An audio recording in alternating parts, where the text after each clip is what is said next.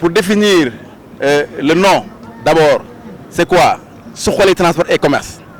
Aujourd'hui, on a constaté qu'il y a des problèmes dans le secteur des transports.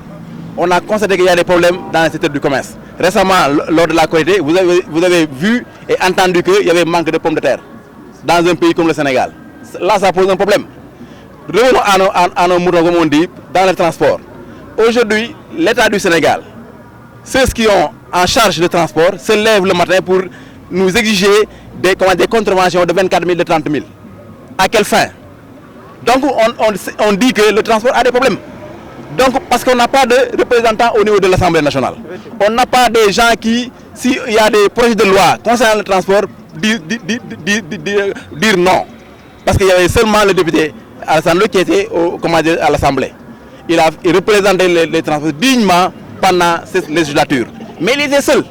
C'est pourquoi on a décidé d'être en coalition pour que, sur cette 13e législature, pour qu'il y ait plus de transporteurs pour défendre les dossiers des transporteurs, pour défendre les dossiers des commerçants. Parce que le transport et le commerce vont de pair.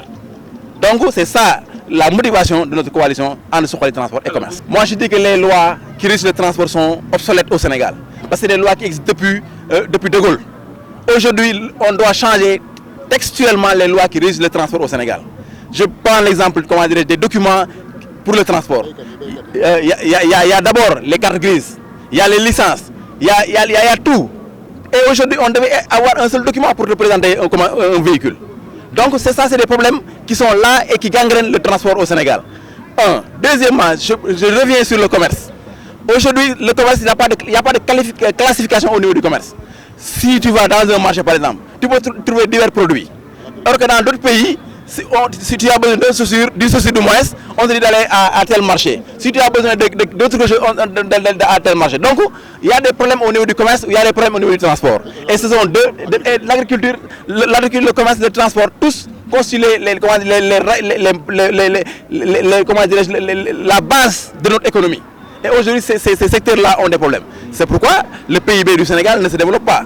Si on parle aujourd'hui de 6%, ces 6% c'est pour les étrangers, ce n'est pas pour les Sénégalais. Donc on doit parler de tout cela. Mais c'est ça qui fait qu'aujourd'hui au Sénégal, il n'y a pas de loi ou bien de textes qui sont des textes qui sont dans l'intérêt des Sénégalais. Parce que la majorité mécanique c'est quoi? C'est le président de la République, l'exécutif qui amène un projet de loi et la majorité mécanique suit. Et nous ne voulons pas ça. Nous voulons un équilibre. Cet équilibre-là va permettre aux populations de trouver leur intérêt dans ce qui se fait dans l'Assemblée nationale. C'est pourquoi aujourd'hui, on a présenté une liste, moi et l'honorable député Alassane Ndoye, avec d'autres leaders du transport, avec d'autres leaders du commerce, avec d'autres leaders qui évoluent dans le secteur privé, pour que demain nous ayons des députés dignes qui vont représenter les populations, qui vont représenter les commerçants, les transporteurs et les opérateurs économiques à l'Assemblée nationale. Aujourd'hui, si j'étais le président de la République du Sénégal, cette loi allait disparaître. Pourquoi? Parce que c'est une loi qui n'est pas encore à l'ordre du jour au Sénégal. Notre économie est trop faible. Aujourd'hui, ce problème-là est la cause de beaucoup de problèmes au Sénégal. Parce que les transporteurs, les commerçants qui évoluent dans ce secteur ont des difficultés. C'est ce qui gagne actuellement notre économie. Donc si j'étais aujourd'hui décideur, président de l'Assemblée ou président de la République, cette loi allait disparaître des textes du Sénégal.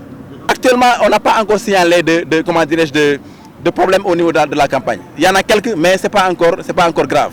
Et nous souhaitons que la campagne continue comme ça, que chaque parti dit pas un programme, ses vœux s'il est représenté à l'Assemblée nationale.